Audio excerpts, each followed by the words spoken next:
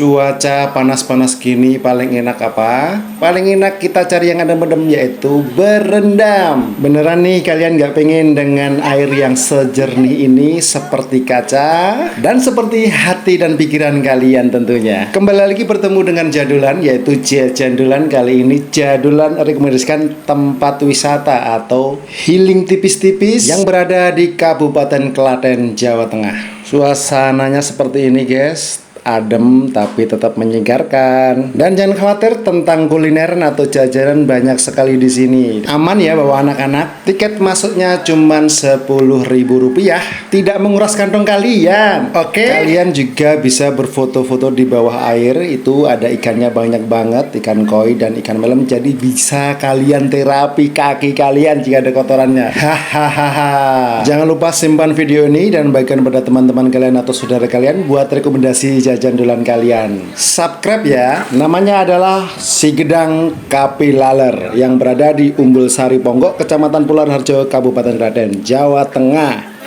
Jadi next kita mau kemana lagi? Selalu ikuti Jadulan ya.